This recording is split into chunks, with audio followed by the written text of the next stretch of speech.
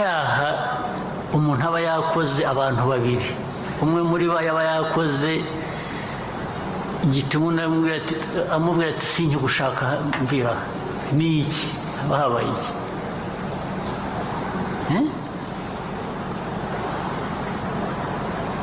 ariko niba cyanabaye kirashoboka ko cyaba gihari, ariko se abantu ntibarebana mu maso bakaganira bakavuga ati ibi bintu ntukwiriye,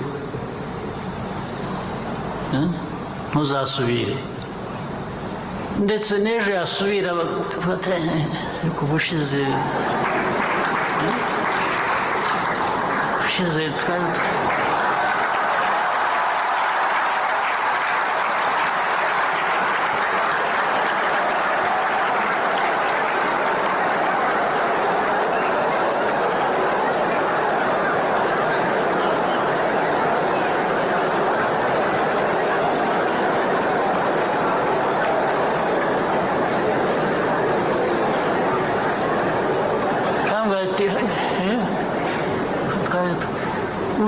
bityo.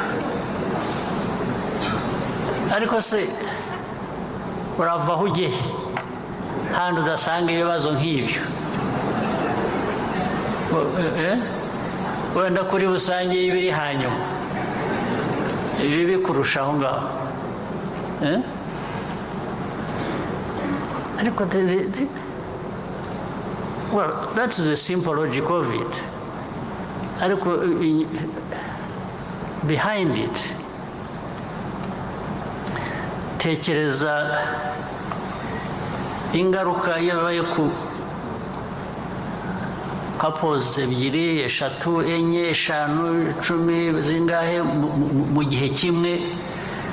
Berega ubu igihugu cyarangiye, cyahaguye, igihugu noneho avuga kirahagwa. These are things that are manageable. Ntabwo ari ibintu hanyuma se ariko niba mwemera Imana, mwemera n'amasengesho, byo mwabisengeye da,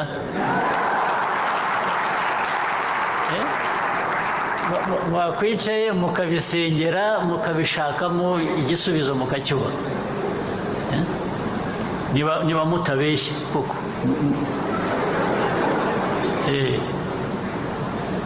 niba ibyo mutwigisha, ibyo tuvuga, niba namwe mubyemera, cyangwa aho twagiye buri gitondo buri mugoroba dukurikiye inyigisho, izo nyigisho zikuviramo iki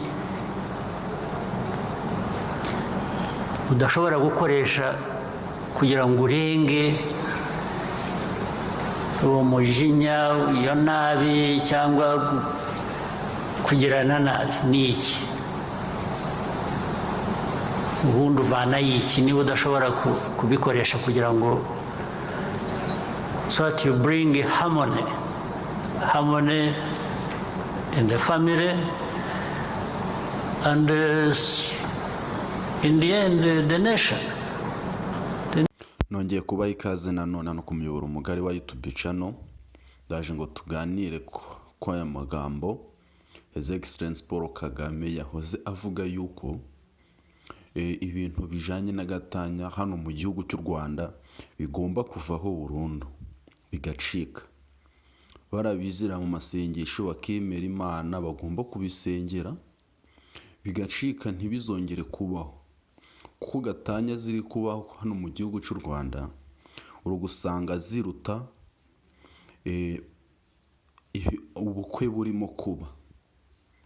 Urugusanga habaye ubukwe nk'ikigero nka 5 ku munsi, ako gasanga divorce zabaye ku munsi habayemo divorce zisaga nka 25.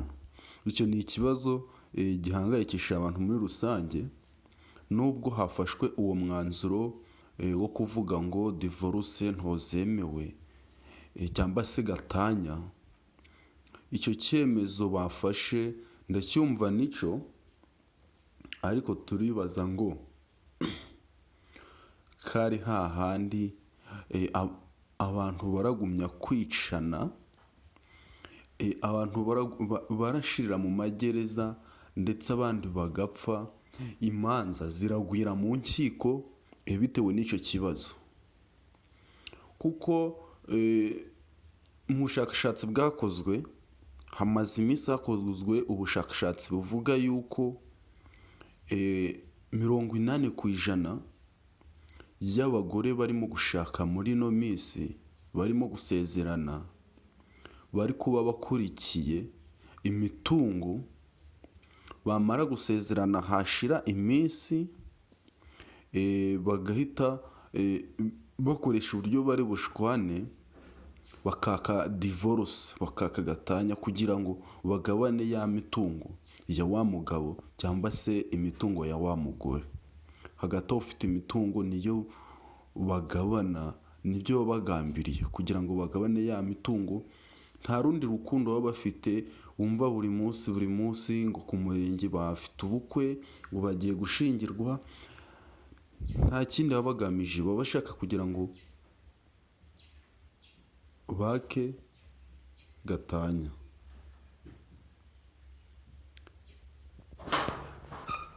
Uko ubukwe bw'urugora buba buri munsi, ni nako divorce ziri kugenda ziyongera.